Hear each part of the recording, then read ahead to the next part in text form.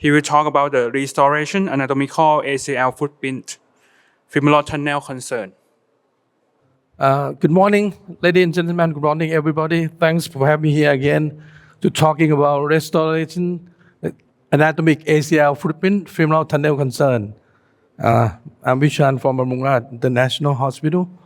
This is my training. Well, I think that everybody have the same goal that you're going to mix the native ACL. I'm sure that all you guys in this room see thousands of cases that native ACL. So actually, we know that it's estimated that we have two bundles, AM and PL, and you see in the red line is crossover. The AM crossover to be on the posterior when you flex. Okay, so this is again, you're going to see the bundle is not straight bundle, it twists over from anterior to posterior of AM. This is very interesting study from the Zimmer Biomed femoral tunnel placement.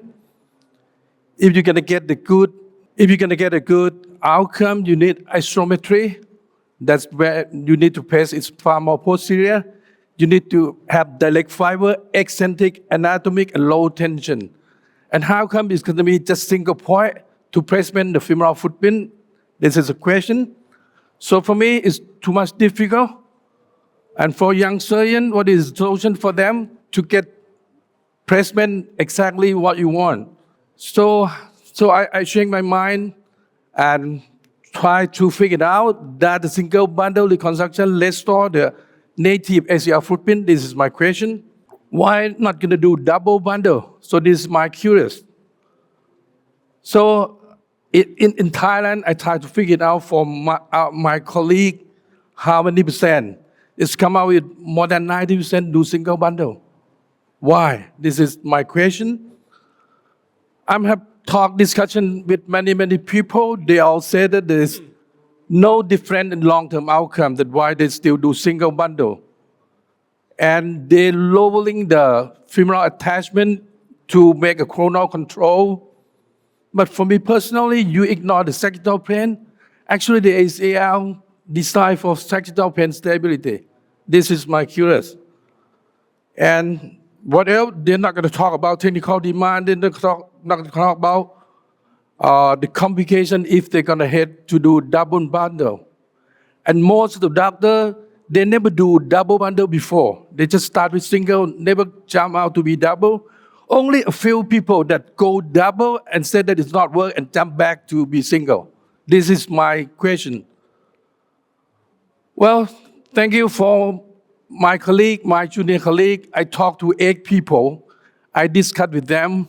I shared the idea with them, and they sent me a good photo of their reconstruction and allow me to present here.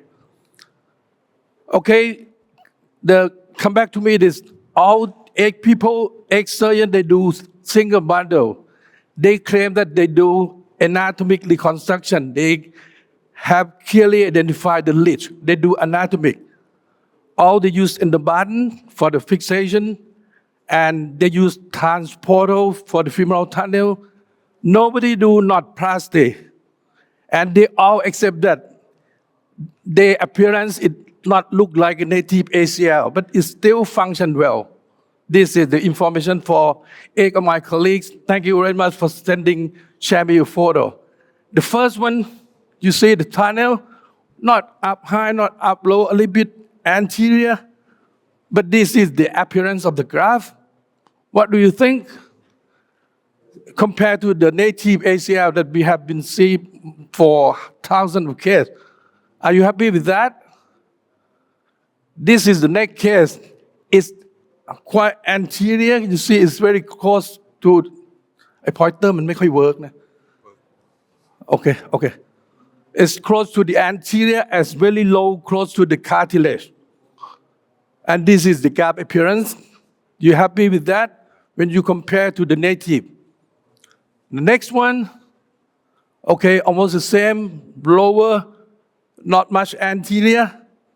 If you compare, how about this one? It's very low, close to the articular cartilage. And this is the appearance of the graph. When you compare it, I have one more, probably the last one. This one, on the right is from anteromedial. You can see it is still quite low and void space between the ACL and the PCL. So what do you think? I don't know. So for me, I'm changing my mind to focus on more, can I have double reconstruction that I can have more precise the femoral footprint? This is not a circle, it's a big ellipse.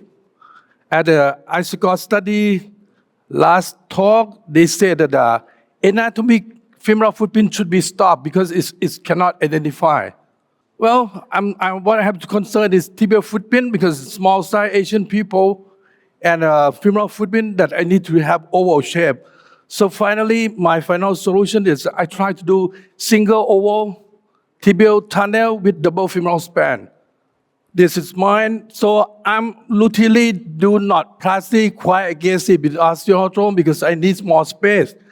The case is questionable to have a narrow knot, I do it. I use tan tibia for AM. Tan tibia, I go up to the far posterior. I try to keep it far posterior as much as possible because anytime I go far posterior, I get better isometric point. I press the pin there. You can see the pin stay far posterior and away from the anterior cartilage. When I ream the femur, I'm just leaving a paper thin posterior back wall. You can see it's moved there. Stay very close to the far posterior. Many people say that it's too high. Let's see, I can show you something.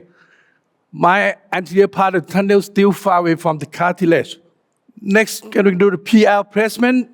Extremely far medial portal, be careful to injure the cartilage. I go with the pin and I put the limb before I defect the knee, otherwise you're going to injure cartilage. I press it in the front of the AM tunnel, right there about 30 degrees in the coronal plane.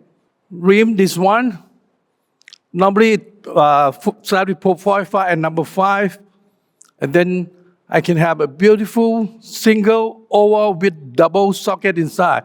The anterior part of the PL still far away from the cartilage, not get close.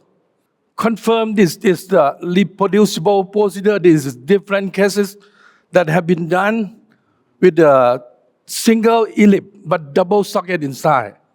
So this photo came out with the trans CBA AM and transportal PL. So on the X-ray film, if you see the X-ray film at the bottom of the PL, you should see it on the posterior aspect, not in the middle, not in the anterior. It's confirmed that it's posterior enough. This is the other side of the knee. Whenever I do the ACL reconstruction, needs to dissect the damaged ACL. I'm not going to hurriedly move. I'm going to very slowly do. You can see the fiber attached at the posterior up high and get close to the PCL. Still have a lot of fiber down there posterior. Anytime I have to dissect the damaged one, I'm going to be very careful to dissect at the femoral side. You can see that the fiber is down posterior. And of course, it's a huge space. It's not just a single space.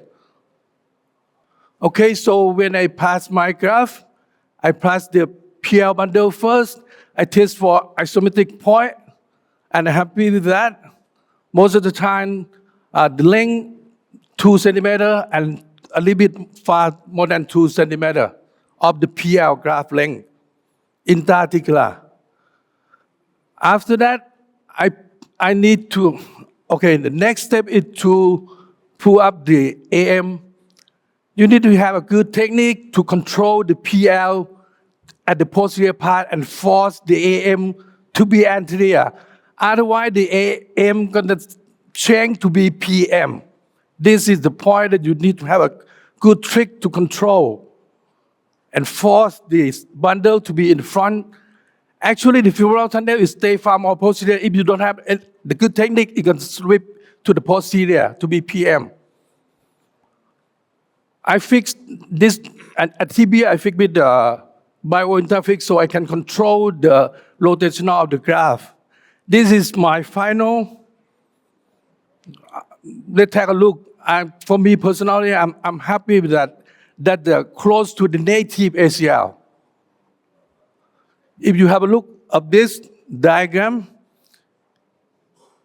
you're going to see the AM fiber start anterior and then twist and then turn to be at femoral tunnel in the flex position, go to the posterior. I have wide two separate tunnel, different direction. So for me, in terms of the flap, and I'm focused on the functional score, functional result. They've been a lot better than what I have done in the single bundle. And of course, the injury rate is quite low compared to the previous technique. Thank you very much.